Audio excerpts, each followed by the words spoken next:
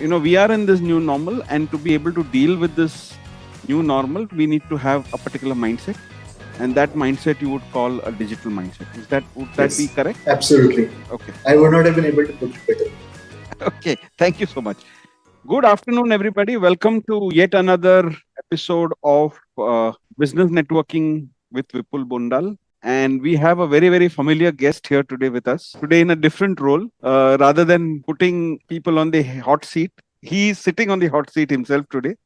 So it gives me great pleasure to invite Charudatta Pande, the world's first digital mindset coach, as our guest today. Welcome, Charu. Thank you so much, Vipul, for this opportunity. So, incidentally, Charu is the person who introduced me to the world of Thinkly, and I'm extremely grateful to him for that. And I said one of the things that I will do is I'll give him a return gift. So, in the form of a return gift, I'm taking some time from his busy schedule and engaging him in a conversation.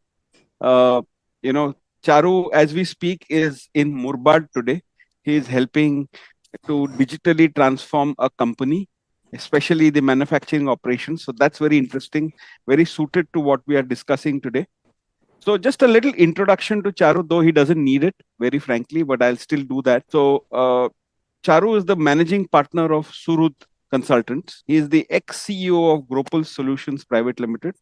He has worked with IBM, SAP, and Dassault Systems in the past. He has delivered over 25 business projects, and he's also an author. He has written 3 books, one of which I have had a chance to read. I haven't read the other two, which I will do very soon.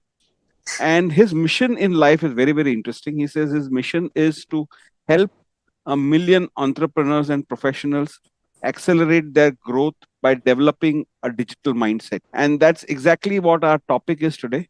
Our topic for today is taking your business digital is all in the mind. So welcome, Charu. Thank you, Vipul. So let's begin by understanding this word digital a little better. When you can you simplify what you mean by taking your business digital for me, and what exactly do we mean by digital transformation? We read about this a lot. Increasingly, in the last couple of years, we've seen the word digital transformation is being used very regularly in business publications and business media, and also in conversations that we see on television and elsewhere. But we've not really understood what it is. So who better than you to simplify it for us? Thank you so much for such a generous introduction, Vipul. So I'll start by putting things very, very simply.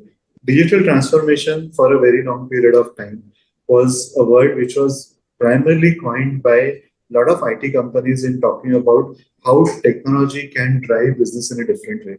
And because it was a technology company driven narrative, to be very honest, that point in time, the whole digital transformation appeared to be something very, very futuristic and a lot of effort everybody would need to put in for that whole transformation to happen.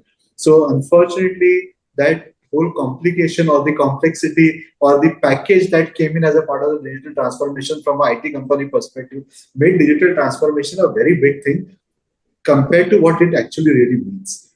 I think digital mindset is basically the key to transformation. Let me give you some very small examples. Sure. Right, the best joke around this particular part is that the biggest driver for transformation was actually COVID and not the CTOs, because that came out of necessity. And at that point in time, people were not traveling, and a lot of companies started realizing that we can actually operate from home and we can use technology to run our operation.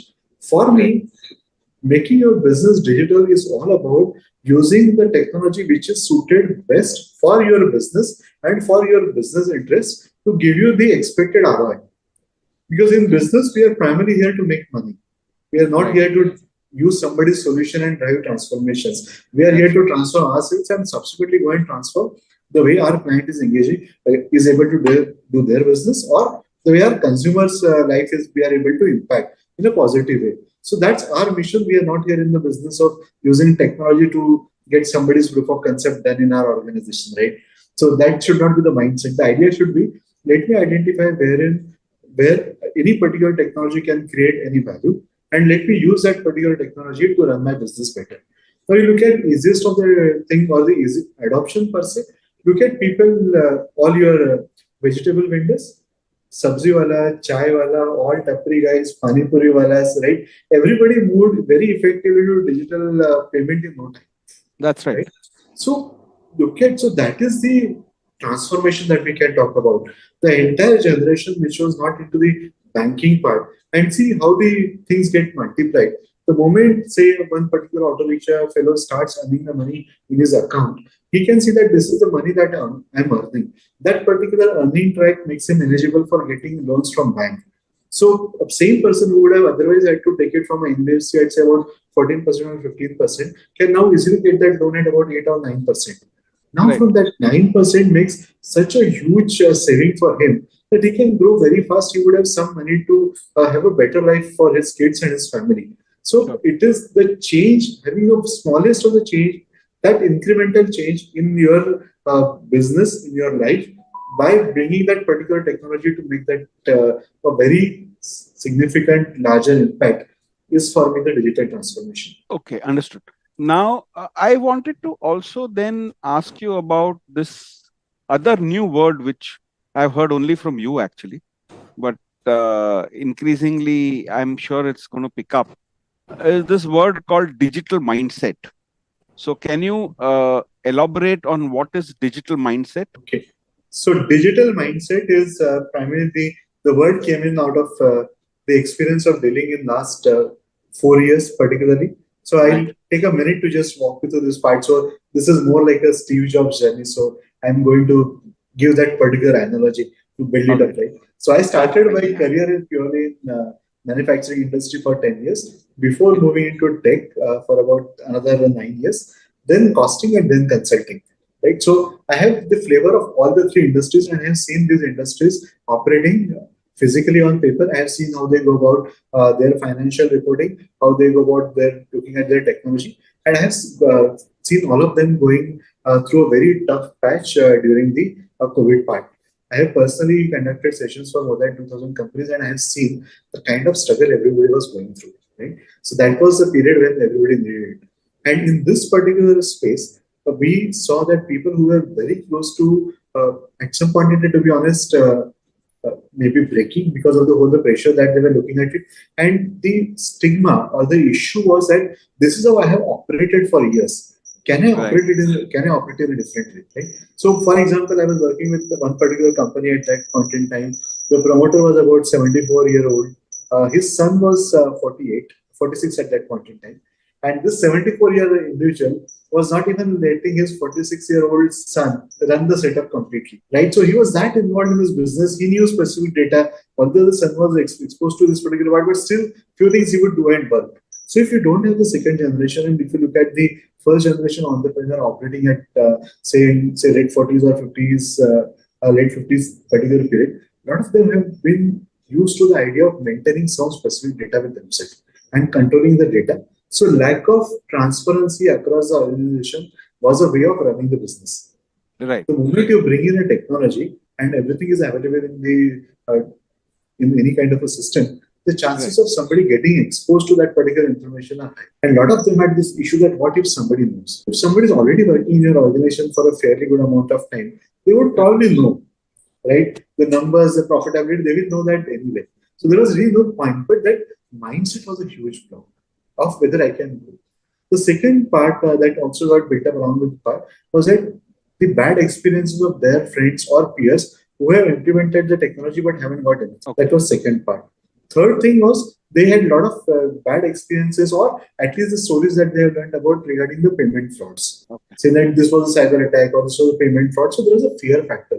So all these three things put together were actually preventing many of the entrepreneurs use technology, although they knew for sure that the way forward for them is the tech. They knew. Right. The Understood. other side, which parents started building it, the human aspect of this was the promoter was operating at a different level. He had some mid-level managers who were not adverse to technology, but they were fine with that particular tech. And the younger generation, which started coming in after 2 years or 2.5 years of complete online education, wanted everything online. So that created a very different conflict wherein the moment they saw people working manually, they would just go and leave. So manpower attrition also became a huge issue for conventional industries. And then I realized the only way for this to change is for that entrepreneur to realize that we are not going back to the previous normal that he was used to. And he needs to get used to that particular new normal and protect himself in the right way, but also give sufficient technology and sufficient autonomy for people to work. And that's the background for planning this particular work of digital mindset, because that changing that mindset, if you change it, everything else happens pretty smoothly. Okay. So what you're saying is, I mean, and correct me if I'm wrong here, if I analyze it a little bit, what you're saying is, over the last few years, due to the new technologies which have come, and also primarily due to COVID, a lot of the traditional ways of doing business has transformed. Yes.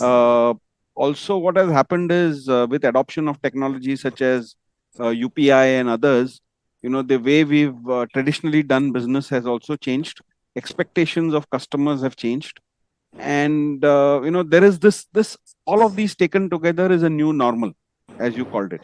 And Yes. we are in this new normal, and to be able to deal with this new normal, we need to have a particular mindset, and that mindset you would call a digital mindset. Would that be Yes. correct? Absolutely. Okay. I would not have been able to put it better. Okay, thank you so much. So, when what do you specifically mean when you say that taking your company digital or taking your business digital is all about mindset? When we started talking about our talk for today, we arrived at this topic, and that is what you said, that this could be one topic that we can talk about. So, I mean, how is this? How do we see this differently? Okay. Let's look at three fundamental patterns of what we are currently looking at. So, how we are basically currently getting the food today. So, food is basically you have the complete Zomato, Swiggy's of the world operating, right? You have all Right. the Zeptos and Amazons of the world giving you the grocery items. DMart That's is right. also, even the conventional chains like DMart also has got this particular part working. So, this is at a one particular level. Now, Right. look at what's happening in the same segment. When there was a lockdown, your Kirana shop, if you are used to all the local delivery guy whoever had, started giving you everything that you needed based on a WhatsApp, right? So the technology started changing that particular habit. So somebody did at a very great level, somebody started doing at a very small level, but your basic needs started getting fulfilled. So food is one particular part. Now we look at particularly the clothes. The younger generation is so much on the Mintras of the world and trying it out. So Correct. see how it happens. At least for me, a feel is a very important thing when I want to buy something, right? I would like Right. to go and feel that particular material for me to go and buy. For Right. them, it's like that, okay, you go and buy, you feel that is right, fine. If you don't like this particular part, return. Correct. So that is changing, but the variety that I'm able to see on the platform is way more compared to what I'm able to see. So it's a question of choice. That Because a particular mall would have something, the younger generation used to it, and probably they are the ones who would buy more compared to the seniors who anyway would have a limited buying option. So that particular thing has completely changed. So and also if you look at from a place of stay where you are operating, platforms like No Broker or even the Magic Bricks and multiple platforms which could have also changed how they are looking at it. Now right. the new applications like co-living or co-sharing or even when you are traveling, places of stay across variety of platforms that you have available today, including pagodas of the world. So you have a very different economy which is got created on managing your basic needs, right? Right. So this particular part, your life has now completely transformed in by using have this particular thing that has happened. And a lot of these changes we have adopted without even basically realizing that we are actually getting into some change. It has naturally happened. Yeah. Now that is, but when it comes to getting the same thing into the business, we have an issue. वहाँ पे all of a sudden people get into a mindset of saying कि मेरी information क्या होगा, आप अपनी email डाल रहे हैं, आप अपना पूरा working डाल रहे हैं, आपका payment cycle जा रहा है, UPI ID जा रहा है, everything is available to you on when you are making a payment online or when you are engaging on a platform. But when you look at the data, why there is a kind of a secrecy? Why do we want to basically operate in a way wherein people have got only silos of information to operate? And that's a part. Second thing we put on the larger industrial side, if you see, what was happening in that globally in S&P 500 index, if you see, the company would typically enter into a global 500 would last there for about 36 years. That was the average that we talked. So if you are into that particular zone, you were there for about 3. So you had a sufficiently longer run at that level, right? Currently, what's happening is that span has come down to about 12 years. And in the era of startups, when we are talking about fail fast, the younger generation and everybody who's coming in is coming up with a very different mindset of time, working out. If it happens, great, nothing. Let me go to this particular part. So your ecosystem is moving in a different way. Your consumer, ultimate consumer is moving in a different way. But if you operate at a different zone, you would see disconnect not only in terms of your ability to capture that particular market and survive in this particular market, but also your ability to attract sufficient talent or the right talent for you to become a company of choice and to keep on offering the right product to your generation. So with this particular part, it's not a choice, honestly. It is something that you just have to do. True, Charu. So over the years, as my has progressed, I remember the early days, especially when I started. I'm sure when you started as well. Email was something very new. When we got our first email ID, Yes, it was something very new. absolutely. Then, of Yeah. course, when the internet happened and we started doing business emailing over the internet, that was another round of change, because then we could suddenly access our office emails from anywhere. Not you don't have to necessarily go to your office PC. Then, of course, somewhere along the way, your previous organization, SAP, came along and made life miserable for others, you know, in a way by putting everything that we did in paper on the system. Yes. So somewhere along the way that happened. I think until then it was all about checks, issuing checks and receiving our salaries by checks. Yep. Somewhere along the way, money started getting transferred to the bank. So, we've actually been seeing digital influence in our lives along the way. Just that we didn't put it into a bracket and say this is digital transformation. I think Yes. I think I'm getting more or less what you're saying. But there is one particular point which I wanted to touch upon, and which has been brought out by one of our questions here. This is by Jignesh Mistry. So he says, how do you address concerns about data privacy and cybersecurity while while embracing, digital technologies and platforms? So how do we address that? I mean, then that's a genuine concern, especially in this world.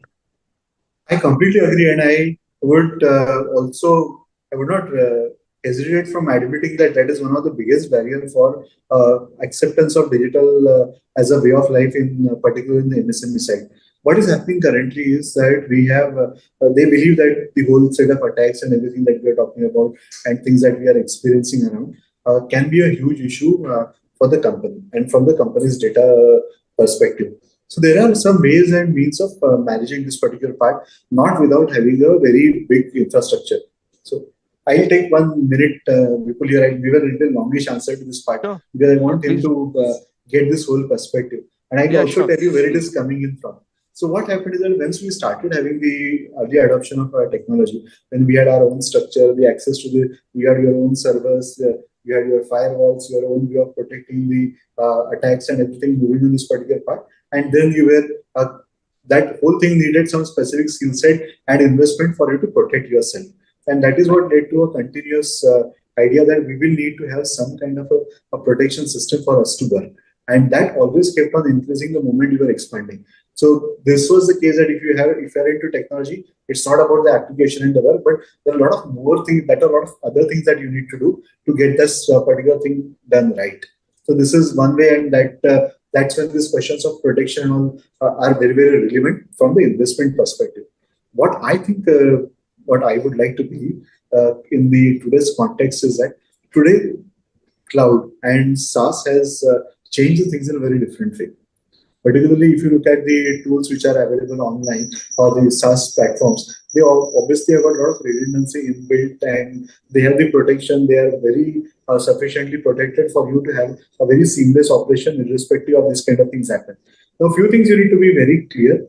If you're an organization, if you're online, and if you're there, it is just a matter of time before you are going to experience an attack. Okay. So I'll be absolutely upfront about it. Okay. So it's going to happen someday or the other. It's just a matter of time. Okay. It is a matter of somebody else doing some particular mistake. So it's just around the corner all the time. You never know where it's going to come from. So what you can do is that you can currently have very smart policies implemented in the organization in terms of looking at what kind of tool that you are going to use, how effective that particular tool is. Are we ensuring using the right kind of tool which will offer me the backup and for this particular part a regular one so that I'm protected in case of any particular kind of attack happening? And the important thing that you need to currently work on is basically managing your endpoint security. So if you are able to start up with the security part wherein all the systems that are accessing your environment currently, if they are rightly protected and you are using the right kind of technology with this particular part, I think the chances of you limiting the damage would be very high. Okay, there would be something that you will experience, but these are the two things that you need to work on. The other thing that is required here is that when you get into this kind of systems, you need to ensure that you are conducting regular trainings for your employees to help them understand what are the do's and don'ts. Okay, so having a proper system, using the right kind of ERP platform or the data platform that you are using, and regular training to all the employees. This is the three-way triangle. This is the triangle that you can build to protect yourself to the best possible extent. Correct. So, and you're right. I mean, it's all about having the right kind of mindset. Once you're ready, you know the pros and the cons of going digital. And one of the cons is, of course, this whole paradigm of data privacy and cyber security. And, we need to be careful as business people to be able to, protect ourselves to the extent possible. As you rightly said, it may not be possible all the time, but, being ready to the extent possible to fend off these things and be ready for taking rearguard action if in case there is a cyber attack on your business. Yes. Thanks very much, Charu, for elaborating on that question. Can I take a couple of questions from the audience here? Yeah. So one question is from Pratik. He asks how businesses can leverage technologies such as AI, IoT, and blockchain to enhance their digital capabilities and competitiveness. Okay.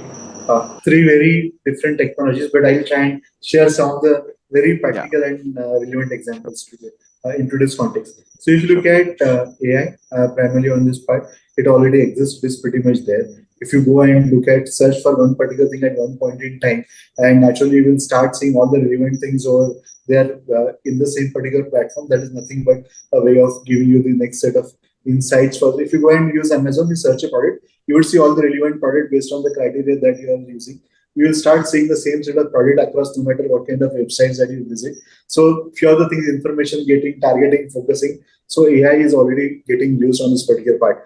But when you look at the business perspective, I think the most important thing that you can use on this particular part is your ability to have a better response, better communication with the client, better search engine capabilities for you to work, for you to use AI from offering a better experience to the client. Say things like how you can improve your chatbot, how you can ensure that you have better work with your customer. This is on purely the communication part of it, wherein use of AI is very popular. There are a lot of self-learning models that exist on this part. The other part is also from a little, if you put in more effort, is your ability to build your ideal customer persona and keep on assessing your regular data to see if you can build a model around it and for you to take. That is one thing which is there. From a pure revenue perspective is what I'm currently looking at. IoT, I think, is a far more the other part, which is the cost-driven part of it. So you would obviously need an investment in this particular part. But I sincerely believe that having the right technology is something that you would be able to leverage IoT to get optimized cost. Let me give you a very small example, something called as a golden batch, particularly in the FMCG business. Like say if you're packaging something for a 1 kg pack and you have a margin of plus minus say plus minus 3%. So you can ideally have 970 to 1030. You would not like to give more, but you would also not like to give less because the client gets a feeling of saying that kuch gadbad ho raha hai. So ideally, say somewhere about 1001, 1002, 1005 is a perfect zone wherein you are not on the lower side, but you are not also going on the excess on the other side. So hitting a batch in between and getting that consistent setting for you to get multiple fillings done for 1 kg bags is something called as a golden batch. That's a concept in FMCG. So how do you do that? How do you basically look at getting the right setting? Do you really need only somebody to work, or you can have the technology to start giving you that particular part? How do you monitor the situation continuously, see how various parameters would are contributing to this and ensuring that you are able to go to that golden batch all the time? So these are some very practical examples that you can do. Breakdown management, reducing the frequent breakdowns, getting the right part, observing how your equipment are being used, how they are being, say, any kind of resource that you have, how they are being regularly part. These are amazing things that you can do. Blockchain, currently the one that we see is very popular, which is in diamonds, which is very obvious because that's what the value that they carry, and we see that most of the diamonds are currently available on blockchain. At least the official lot of them are offering. Blockchain, in case what I see currently, because it requires a huge setup and somebody to build it and work. So it's going back to the old ways of saying that which is the one who's going to propagate. So maybe a comparison to the old mainframe way of saying as to this is my platform on which needs to build. But I see this particular thing getting built up very aggressively. Two areas wherein I see it working really well and probably will be coming pretty soon is in terms of traceability of the documents, particularly all kind of critical documents that we share with each other and you don't want them to be tempered. So that is one thing it will work. The other sector is any high value items, particularly diamonds is other thing that I see. Third component that I'm also seeing very interestingly is that certain companies in food were very particular about organic, right? So this is also being used, and that's one more expression where they are establishing a complete traceability of the product, which is moving from organic farm still till your table to ensure that there is a complete traceability and it's absolutely organic. Little stretch, but I believe that with more usage and more democratization of this particular technology, you will start seeing the application in these areas as well. So that to some extent I've understood. I will not claim that I've understood everything, but maybe it will require a longer conversation. So one question I had, which comes therefore is, who will drive digital transformation in a company? Will it be the owner and or the CEO, or will it be the technology head? Like they say the CTO or people of that kind. Because what you are saying sounds like a lot of work for a business owner. Because will they manage their own business or will they manage this transformation? So who typically owns this process? I see three roles here. Okay. One is somebody who's going to sponsor it. Okay. Honestly, when it comes to the MSME space, particularly, the owner has to sponsor it. Okay. Okay. It has to be owner or the CEO or the managing director who has to sponsor this. Because without their sponsorship, the executioner, which is the CTO, he will not be able to drive. CTO would have the responsibility of primarily executing whatever that we have to work on. They have the CEO or the owner has to sponsor. CTO is going to do that particular part, but the actual success would be led by the people who are the departmental heads. People who are going to actually make things happen. They have the most critical role for the success for this particular kind of transformations to succeed. Because the owner can say that, okay, let's go with this particular part. The CTO can get you best in kind of technology, but getting it actually implemented and working is the responsibility that ultimately the department heads will carry. And I see a huge role for HR also in this particular part, because when this change has to happen, managing that particular change is usually the HR space. So somewhere HR head would also become a very critical stakeholder in a successful transformation. Okay, great. So one more question which Vinita has asked. So the question is, could you share some real life examples or case studies where embracing digital mindset has led to significant transformation or success for businesses? Okay. So I can share many of them, but I'll give one in respective areas.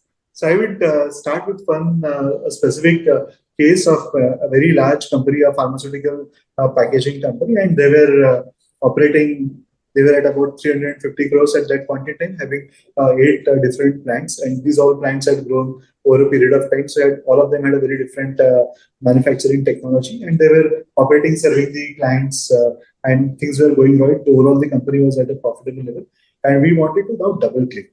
So we started doing the digital transformation. We implemented a system, and we came up with the actual product costing for the entire organization. And we implemented this entire organization, the product costing on this the part. We looked at the right cost, and then we started looking at what was our profitability per product per client. Okay. This particular thing led to a situation that this company was exporting to one particular South African country. It contributed to about 12% of their overall revenue. And this particular, for this client, they were one of the best paymasters. So the moment you would basically give them an intimation that the material is ready for dispatch, you would get the payment. And they were very happy with this particular client. When we did the costing and the part, we realized that the company was selling to them with a 2% loss. Because at some point in time, because the orders were low, that point they took that particular order at a very specific price point, and the price point never got revised for 5 years. So same product was sold in India at 1 rupees 10 paise, and the product was sold to this particular company at 95 paise. 95 paise was 96 paise was the cost for that particular one. So this is what was happening at this point in time. So when you look at the whole data, it brings in a lot of insights which will otherwise will have an issue. Right? So this is one particular part where it gives one data. The other thing is a very simple thing like creating your quotations. For one of the company which is growing, but at a very early stage, had a part wherein they would actually go do a back of envelope calculation of the costing, go and go to the customer, tell them something on the WhatsApp. They will negotiate, arrive at a particular point. Everything is on WhatsApp. And the deal is closed. Okay, so there was no way of tracing, looking at as to how I have gone about it. So one senior person who knew how the working had to come would do just some basic calculation and close. When we wanted to take them digital, and we used very simple things, just a simple Google sheet for them to build a cost calculator. And when we arrived at this complete cost calculator, and then all we had to fill was that what is the particular 4 or 5 dimensions of that particular product. It would give you what ideally would be the cost for that particular part. And based on that particular cost, they knew now what is it that they need to quote. So for each of the clients, they exactly knew what they were able to quote. Okay. The second, we extrapolated this particular part and looked at how much they had produced in last year. And as per their costing, what would have been their recovery from their production compared to what actual expenses were. And when we compared, we realized that it made no sense for that particular company to produce products below one particular size. So we then for all those smaller components were outsourced to a third party, and the company focused only on the high particular part, leading to not only higher turnover, much better profitability this year. This is second. The third part is also going on a very simple thing like using LinkedIn. Okay? For one particular business which was into a sourcing part, we were able to help them use only the power of LinkedIn to identify which are the right set of people, reach out to them, make those initial connections and see what all they can build. So using particular part, practically a lot of them, these particular things don't really cost anything, right? Okay. So if you're using Google Sheets or just upgrading your Tally or using LinkedIn or Instagram, or particularly LinkedIn to reach the right set of people, is probably the easiest way for you to increase it from the sales perspective. Using your any kind of ERP that you have, for you to customize it to getting you the right set of information or data points for making your decision is the another best way for this. We have done it for Oracle, we have done it for multiple platforms of SAP, Progen, Strategic ERP, multiple tools. Any particular tool, if you are able to do the right process mapping with your particular part, you can get some amazing results. So just about getting into this particular part, finding out those particular pain points, seeing how you are able to capture the data to address those particular pain points, building those reports and using them judiciously to make those specific informed decisions. That's the key. Superb. So thank you, Charu. So let's come to the real reason why we are meeting today. So, it's all about business networking. So we know that you are also a networker, apart from being a digital mindset coach. So tell me, you've been actively doing business networking for a while now. So how has it helped you in your business? I will come to the tech part and the networking. Sure. So a lot of times when we feel that we go and reach out to people at a various different forums, go and meet them, and also we feel that we are probably going and networking with them, or we probably aren't going and meeting them. I'm not sure if you're actually going and networking, because networking needs those connections to be built up for them to have that multiplier impact. Right. So the first thing that I realized when I got formally into a networking part was to realize the difference between networking at events and compared to networking in a structured format. Because structured format gives you a far better insight. Secondly, from a technology perspective, purely what happens is technology is so vast there are so many applications, there are so many areas that it's practically impossible for you to keep track of everything. So unless you are able to work with like-minded people and understand what their success stories have been, where are the areas where they can go and contribute to the client, getting the ultimate output is not possible. So networking also gives you that opportunity of having a wider collaboration for you to get better output from your own ecosystem. That's one. The third thing that it does, personally, I think it contributes a lot in terms of understanding different individuals, how do their business, and what are their philosophies. I have seen that that particular understanding of meeting with multiple parts, getting more understanding different businesses, understanding different philosophies behind running those particular business is also a very important factor that helps you in your consulting. At least that has helped me big time in my consulting engagements. Okay, great. So another question which is related to this, you've been a member of BNI now for more than a year, I think. Yes. And so can you just walk us through your journey in BNI? Okay. So when I joined BNI, so I'd be upfront here. So I joined BNI because my sponsor told me that this is good for you. Okay. And she knew me really well, very old friend of mine. So I went her with her trust, saying that, okay, if she feels that it is coming in. So when I joined the chapter, I really had no idea. I knew that the notary platform and BNI was about, but I never realized that I was actually getting into a market. Particularly what I realized is that when you get into BNI, so you are not only able to sharpen your own skills in terms of communication, reaching out to people, variety of trainings that you are able to do, your ability to think on a different part, reaching out, these particular things that come in. And you actually end up meeting a lot of people who believe in giver's gain, right? So those things are somewhere you feel that okay, बोलने के लिए बहुत अच्छा है. We have been reading that in our sculptures for years together, right? So that's not something which is new for us, but it is something which is there a lot of times, particularly coming from a middle class family. These values are very highly ingrained. So from a value system perspective, it doesn't take any effort for you to get into those particular values. You get into those particular parts very automatically.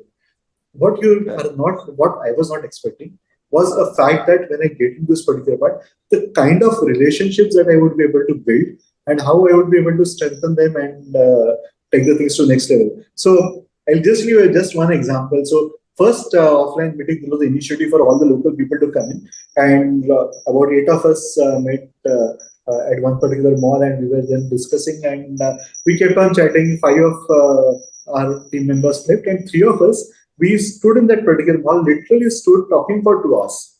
Okay, me, Tejas, and Nilesh. And few months down the line, now we have a common office. So we are 3 of us operating from the same office with our with staff and everybody operating. So that's when it comes. So anything that I have or I want to discuss, all I need to do is that I need to go to the next cabin and then tell him that, okay, this is what I'm thinking. Am I thinking on the right, or do you have a different perspective? So that is what's the add to it that the 3 of you are in 3 totally different businesses. Yes. So completely 3 different businesses, 3 different philosophies in life. Okay. So, all 3 of us, so you understand that we don't really have the same approach towards many things in life, but that's a friendship that has got built up and it has worked. And it has contributed immensely to the way I'm able to engage with multiple clients. Right. That has created a huge impact. I've seen a lot of people working in action. I've seen even some youngsters coming in and doing some really good work. So that gives you a very different part. And for chapter like us, wherein we have the founding members still working, it tells us that there is a consistent value that's available for years together, provided you are able to tap in and you start believing in it. Perfect. So is also networking a mindset in your opinion? It is. Just like digital mindset is there a networking mindset? So I'm going to tell you something, Vipul, okay? So I'll tell you why I was not very keen on networking also, okay? So way back in once I graduated, I got introduced to a lot of this multi-level marketing chains, okay? And they purely the same concept of networking operating on this particular part, the transactions going through. And I had some people who followed up with me like crazy. And then I realized that probably this is something that's not meant for me, okay? So I stayed away from networking as a concept for a fairly long period of time. Okay, I never got into it. And I always had my reservation in terms of this as a concept. But then I realized that BNI is far different on this particular part. It's a very different thing which is working. I'll also share another part of this particular aspect here, Vipul. This particular part is it for people like me who have spent a lot of time on the corporate side. Right. We need to somewhere get our pitch, our mindset, and our focus calibrated to owner's mindset. Correct. Because many party, when you go and deal with somebody from a position of a strength, to be brutally honest, working with companies like IBM and SAP, you are by default dealing from a position of strength with a client. Because if he has worked on this particular platform, we know that you are practically married. So if you're on the basic concepts of leveraging, go in those conversations, right? Plus, there is a huge backup that you have as a form of the firm that you can go and make a lot of statements that you otherwise can't do when you are on your own. Right? So the calibration happens. You realize how people look at their business, what are their business models, how they look at it, what different priorities could have, what could be their ambition for their next generations, what are their aspirations for their people, how people look at building their teams, how do they look at building their business. Everything is different, right? So you have practically 100 businesses unfolding in front of yourself, including people from all walks. So these are ready-made things, conversations that you can have. So it's very easy for you to go and connect. Plus, if you are able to create the value and prove that you can actually go and create a value for your clients, then the platform opens up doors like anything. Completely unimaginable. Correct. That's true. Okay. So, this is the last question, Charu, very honestly. And this question has been put by Zaid on the group. So it got me thinking when you were saying these things that, it's not something that we learn very easily. And, in college, definitely not when we are, in working for organizations like IBM and so on. It's a skill which we have learned either on our own or through training programs. So it's a mindset which we've built, and we've been trained to build that mindset. So similarly for digital transformation, are there any training programs that you would recommend so that employees can develop their digital mindset so that they can thrive in a digital first environment? It's a question, very nice question from Zaid. If you can please. It's a beautiful question. In fact, if you look at the current part, so most of the IIMs have already started introducing course on the digital transformation. All the leading global schools have got programs on digital transformation. A lot of these programs are currently focused on the digital for somebody to drive the digital transformation. So for you to become the digital transformation leader, or for you to make that change manager or change maker, these programs are very helpful and they give you a lot of insights. Not many of them currently focus from the end user perspective. Okay? So that's a gap that I see. They are all about leading the digital transformation is the focus that's coming in. One thing that I have seen very helpful, and I have followed this and have explored that, so I can tell you with absolute assurance that you can start looking at understanding the digital transformation on multiple platforms like Udemy and all. Okay, they offer you very economical courses for you to understand what the concept is all about, learn what the thing is all about, the basic concept, tools, technology. So somewhere say you can just you need to invest about 500 rupees to 1,000 rupees to get your basic concept, to get the basic concepts. Okay, once you understand that particular concept, and then you realize that okay, this is something that is driving, this is something that is pulling me more towards it. It may be an ERP, it may be infrastructure, it may be the digital marketing part of it, right? So on multiple sides, whichever that you start seeing getting more and more attracted towards, that is something that you should build. A good startup would be looking at what you need to do and how it's you need to look at it. One thing I would also recommend here, Vipul, is I'll try and share this link with you, is Mr. Nandan Nilekan's address towards how India is changing towards technology. So he makes a very important case that India is not following the global model for digital transformation. Okay, we are changing, but we are changing in our own way.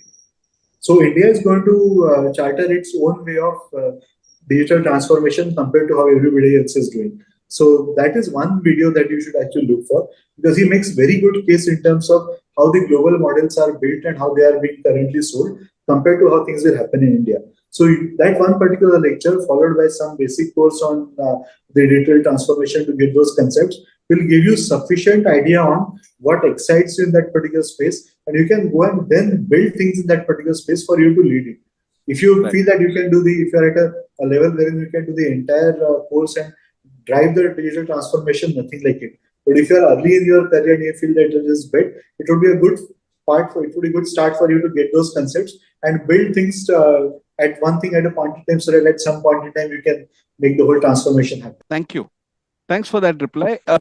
Okay, Charu. So before we close, this is a good opportunity for you to let us know your mobile number and your email ID, so that the listeners can email you with they have some more queries, or they want to reach out to you and connect with you.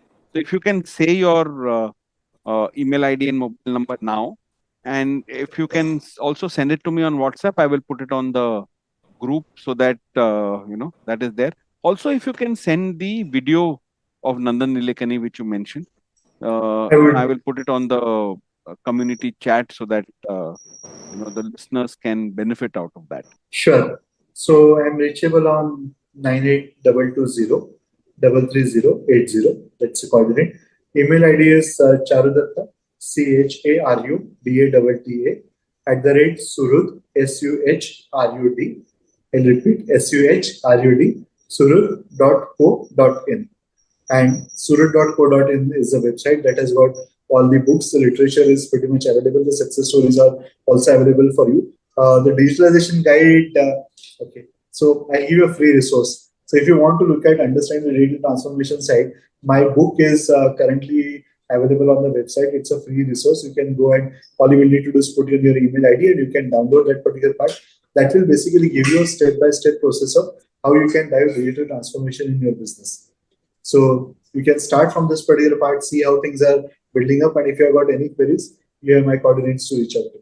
Thank you. Thank you very much. Thanks everybody for logging in and participating with your questions and with your attention. And thanks, Charu, very much for your time. I know you are the middle of a assignment, but yet you made the time and shared all your insights with us. Thank you very much. Thank you so much, Vipul, for this opportunity. I hope I was able to contribute. Thank Absolutely, you did. Thank you.